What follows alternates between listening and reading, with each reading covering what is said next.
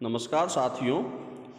Dictation legal शब्दों पर आधारित है जो 80 शब्द प्रति मिनट की गति से बोली जाएगी। डिक्टेशन ठीक 5 सेकंड बाद स्टार्ट होगी।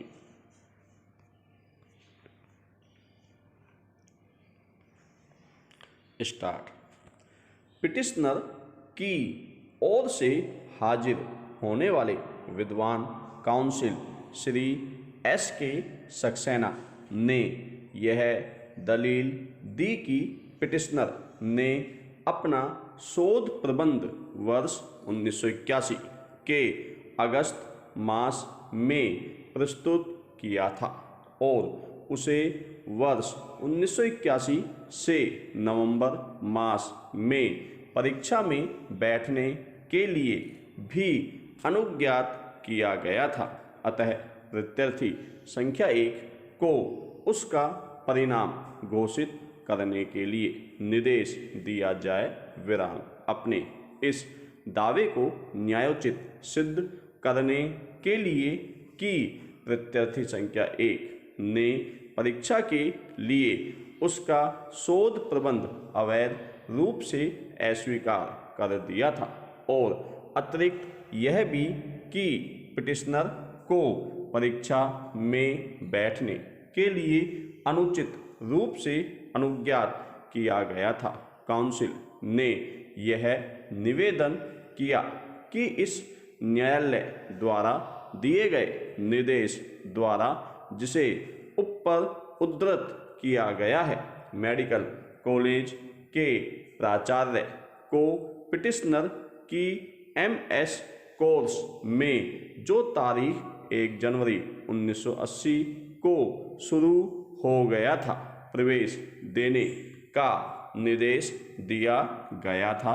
विराम। इस निर्देश के परिणाम स्वरूप पिटिशनर वर्ष 1981 के अगस्त मास में मेडिकल कॉलेज द्वारा नियुक्त परीक्षकों द्वारा परीक्षा के लिए अपना शोध प्रबंध प्रस्तुत करने के लिए और वर्ष 1981 में की जाने वाली लिखित परीक्षा में बैठने के लिए भी हकदार था।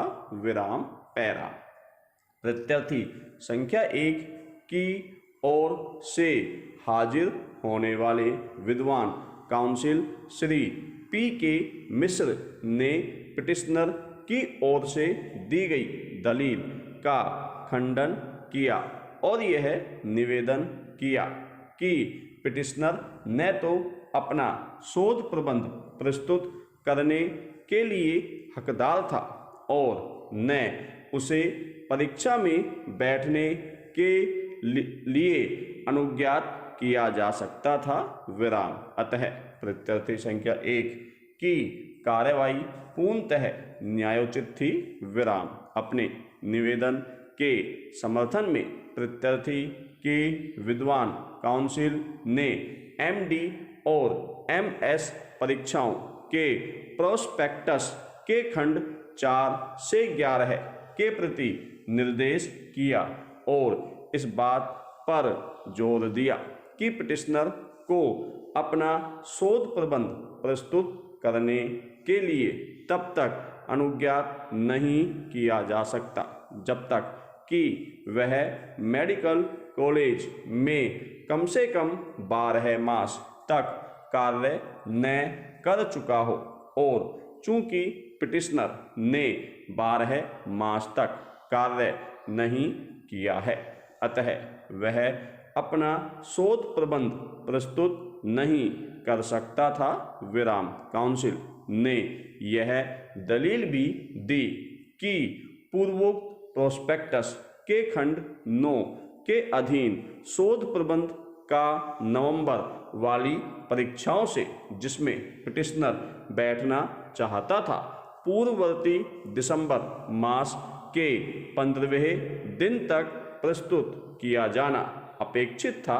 विराम। प्रत्यार्थी संख्या 1 के अनुसार चूंकि शोध प्रबंध 15 दिसंबर से पूर्व प्रस्तुत नहीं किया गया था, अतः पिटिशनर नवंबर 1981 में की गई परीक्षाओं में नहीं बैठ सकता था, विराम पैरा। पक्षकारों के काउंसिलों को सुनने के पश्चात हमारी यह राय है कि स्थायी काउंसिल द्वारा जिन नियमों का अवलंब लिया गया है वे ऐसे सामान्य मामले को लागू होते हैं जिसमें किसी छात्र का प्रवेश यथास्थिति जनवरी या फरवरी मास में किया जाता है, विराम। किंतु यहाँ एक असाधारण स्थिति उत्पन्न हो गई है जिसके लिए पिटिशनर को दोष नहीं दिया जा सकता है, विराम। पिटिशनर ने प्रवेश के लिए काफ़ी समय रहते आवेदन दे दिया था, विराम। उसे ऐसे आधार पर प्रवेश देने से इनकार कर दिया गया जो पूर्णतः असंगत और बाह्य आधार था, विराम। इस कारण उसे रिट पिटीशन फाइल करना पड़ा जो अंततः मंजूर किया गया, विराम। रिट पिटीशन प्रत्यर्थी संख्या 1 को यह निर्देश करते हुए रोक आदेश पारित किया गया था कि पिटिशनर का 1980 के जून मास में प्रवेश किया जाए, विराम। जून मास में उसका अनंतिम रूप से रजिस्ट्रीकरण किया गया और बाद में सितंबर 1980 में अंतिम रूप से रजिस्ट्रीकरण किया गया जब रिट पिटीशन मंजूर किया गया, विराम। हमें ऐसा प्रतीत होता है कि इस प्रश्न पर विचार करते समय कि क्या पिटिशनर को वर्ष 1980 के जनवरी मास में सम्यक रूप से रजिस्ट्रीकृत किया गया था या नहीं, हमें पूर्वोक्त रिट पिटीशन में उच्च न्यायालय द्वारा दिए गए इस निर्देश की उपेक्षा नहीं करनी चाहिए जिसमें प्रत्यर्थी संख्या 1 को पिटिशनर का MS पाठ्यक्रम में प्रवेश करने का निर्देश दिया गया था जो तारीख 1 जनवरी 1980 को शुरू हुआ था, विराम। इस निर्देश के परिणाम स्वरूप पिटिशनर का रजिस्ट्रीकरण स्वयं जनवरी 1980 में ही किया गया समझा जाएगा, विराम। यदि ऐसा है तो MS पाठ्यक्रम में 2 वर्ष के अध्यापन की अध्यपेक्षा के बारे में प्रत्यर्थी के विद्वान काउंसिल के तर्क का वर्ष 1981 के नवंबर मास में परीक्षा में बैठने की तारीख से पूर्व समाधान हो गया समझा जाना चाहिए, विराम। इस तथ्य की धारणा पिटिशनर के पक्ष में की जानी चाहिए, विराम। यह एक काल्पनिक स्थिति हो सकती है जिसे वास्तविक माना गया है किंतु इसका कोई विकल्प नहीं है, विराम। प्रत्यर्थी संख्या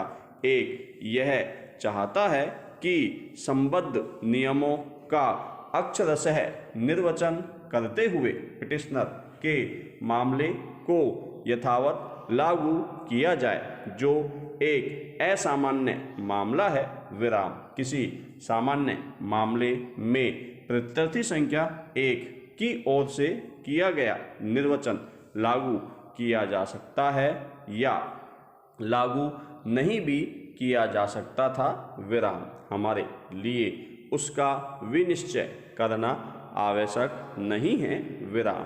किंतु जब यह मान लिया जाता है कि ऐसा निर्वचन जैसा कि प्रत्यर्थी संख्या 1 की ओर से हमारे समक्ष रखा गया था सही है तो हमारा यह विनिश्चित मत है कि प्रत्यर्थी संख्या 1 को उस मुद्दे को उठाने के लिए अनुज्ञात करना और उस आधार पर पिटिशनर की अभ्यर्थिता को अस्वीकार कर देना अनुचित और अवैध होगा विराम। विद्यार्थी संख्या 1 को स्वयं उसकी ही गलती का फायदा नहीं दिया जा सकता है विराम। धन्यवाद साथियों।